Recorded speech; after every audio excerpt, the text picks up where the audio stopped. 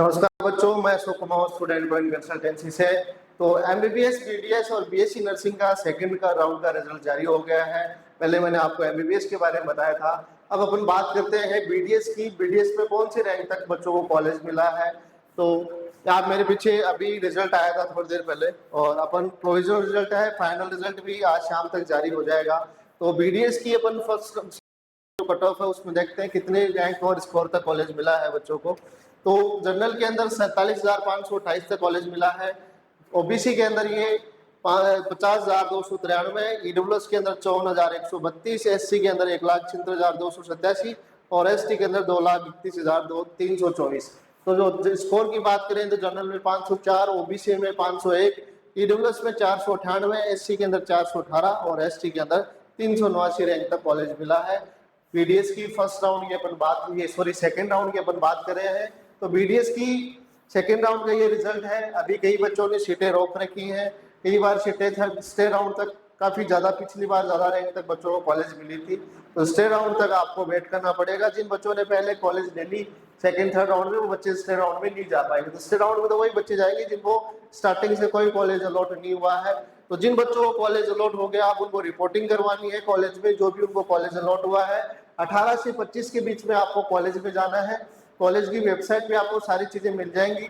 अगर वहां नहीं मिलती है तो अलॉटमेंट लेटर जो आएगा आज शाम तक, उसमें नोडल ऑफिसर के नंबर लिखे हुए आएंगे, उन पे आप कांटेक्ट कर सकते हैं। तो ये बीडीएस की सेकंड राउंड की कट ऑफ थी। जनरल में 47,528, ओबीसी के अंदर 50,293, ईडब्ल्यूएस में 54,132, एससी के अंदर 1,76,287 और एसटी के अंदर 2,31,324। स्कोर आप देख सकते हैं। अब अपन बात करते हैं जो बीएससी नर्सिंग है, नीट के स्कोर पर मिलता है। तो ज्यादातर सीटें लड़कियों की है, एक बीएचयू है, उसमें लड़के लड़कियां दोनों जा सकती है। तो अपन अब बात करते हैं बीएससी नर्सिंग की। तो बीएससी नर्सिंग में कहाँ तक कॉलेज मिला है सेकेंड राउंड के अंदर। फर्स्ट राउंड की कट ऑफ भी मैंने बताई थी आपको। तो बीएससी नर्सिंग के भी कई बच्चे हैं जो इसमें काउंसलिंग करवा रहे हैं, तो आपकी हेल्प हो जाएगी अभी। तो अब बीएससी नर्सिंग की सेकेंड राउंड की जो कट ऑफ है उसके बारे में अपन बात करेंगे। तो जो दिल्ली में कॉलेज हैं, उसके अलावा बीएचयू है, एक भोपाल में कॉलेज है बीएससी नर्सिंग की। तो जनरल के अंदर अभी जो कॉलेज ऑल इंडिया कोटे के अंदर मिला है 52,746, जनरल के अंदर 52,746 तक गया हुआ है। डीयू कोटे के अंदर जो जिन्होंने दिल्ली से 11 की है, डीयू कोटा है, उनकी 1,47,431 तक उनको कॉलेज मिला है। ओबीसी के अंदर 98,580 और डीयू कोटे के अंदर 1,72,627 तक बीएससी नर्सिंग कॉलेज मिला है। अपन बीएससी नर्सिंग की बात करें अभी।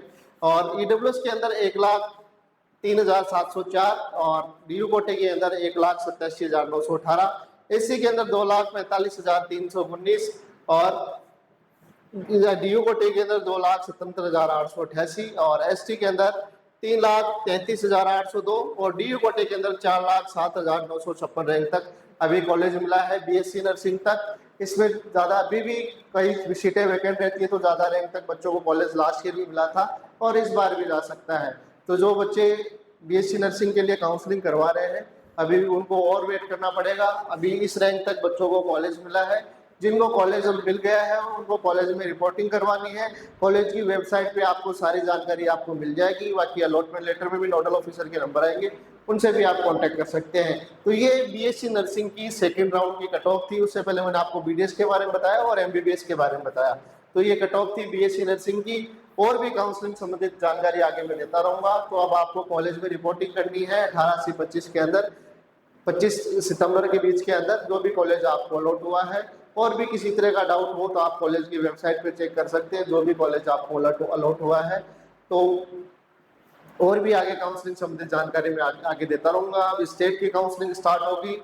मेन चीज अब ये है कि अगर आप ऑल इंडिया कोटे के अंदर अभी आप कॉलेज ज्वाइन कर लेंगे तो आप स्टेट कोटे की काउंसलिंग में नहीं आ पाएंगे, क्योंकि ऑल इंडिया कोटे के अंदर इस बार रिजाइन का ऑप्शन सेकेंड राउंड में दिया हुआ नहीं है। बाद में दे दे वो अलग बात है, लेकिन जो अभी स्टार्टिंग में इसका इंफॉर्मेशन बुकलेट आता है उसमें आप सिर्फ अपग्रेड करवा सकते हैं सेकंड थर्ड राउंड तक। लेकिन अभी आप अगर कॉलेज ले लेते हैं तो आप फिर स्टेट की काउंसलिंग में पार्टिसिपेट नहीं कर पाएंगे, क्योंकि उधर आपको रिजाइन का ऑप्शन नहीं मिलेगा ऑल इंडिया कोटे के अंदर। तो इस बार इंफॉर्मेशन बुकलेट में ये चीज लिखी हुई है। आप इंफॉर्मेशन बुकलेट में भी एक चेक कर सकते हैं जो काउंसलिंग के रूल है। आप सेकंड से थर्ड राउंड में अपग्रेड करवा के जा सकते हैं, लेकिन आपको कॉलेज छोड़ने का मौका उसमें नहीं मिलेगा। अगर आप स्टेट जैसे सोच रहे हैं कि ऑल इंडिया कोटे में भी मैं कॉलेज ले लूँ और स्टेट की काउंसलिंग भी करवा लूँ, तो आपको वहां से डॉक्यूमेंट नहीं मिलेंगे ऑल इंडिया कोटे के अंदर, क्योंकि इस बार रिजाइन का ऑप्शन उन्होंने नहीं दिया है। बाद में अगर दे दे तब आप रिजाइन कर सकते हैं, लेकिन अभी तक का यही रूल है। तो स्टार्टिंग में इंफॉर्मेशन जो बुलेटिन आता है उसमें काउंसलिंग के रूल लिखे हुए आते हैं। तो आप सेकंड से थर्ड में अपग्रेड करवा सकते हैं ऑल इंडिया कोटे के अंदर, लेकिन आप स्टेट की काउंसलिंग में पार्टिसिपेट नहीं कर पाएंगे, क्योंकि आप अगर आप कॉलेज इधर सेकंड राउंड में ज्वाइन करते हैं तो फिर आपको उधर से डॉक्यूमेंट आपको नहीं मिलेंगे। अगर स्टेट में आपको कॉलेज मिलती है तो आप ऑल इंडिया में ही सेकंड से थर्ड राउंड में अपग्रेड करवा सकते हैं। अगर आप कॉलेज छोड़ देते हैं तब आपकी फीस फॉरफिट होगी, आपका थर्ड राउंड में दोबारा रजिस्ट्रेशन होगा, लेकिन आप स्टेट के सेकंड राउंड में जा सकते हैं, कॉलेज को छोड़ के जा सकते हैं। कॉलेज में अगर आपने रिपोर्टिंग करवा दी, ज्वाइन कर ली, फिर आप स्टेट की काउंसलिंग में पार्टिसिपेट नहीं करेंगे कर पाएंगे। तो आपको इस चीज का विशेष ध्यान रखना है। आपको अगर आपने कॉलेज ले ली ऑल इंडिया कोटे के अंदर तो आप स्टेट की काउंसलिंग में पार्टिसिपेट नहीं कर पाएंगे। आप कॉलेज छोड़ना चाहते हैं, अगर आपको कोई दूर कॉलेज मिली है तो आप कॉलेज छोड़ सकते हैं, बस आपका सिक्योरिटी अमाउंट है वो थर्ड राउंड में दोबारा लग जाएगा। आप इस तरह से स्टेट का सेकंड राउंड देख सकते हैं। तो ये इस चीज का आपको ध्यान रखना है। काउंसलिंग से संबंधित जानकारी आगे मैं आपको देता रहूंगा, तो चैनल को लाइक करें, शेयर करें, जिससे आपको इस तरह का अपडेट मिलता रहे। धन्यवाद, थैंक यू।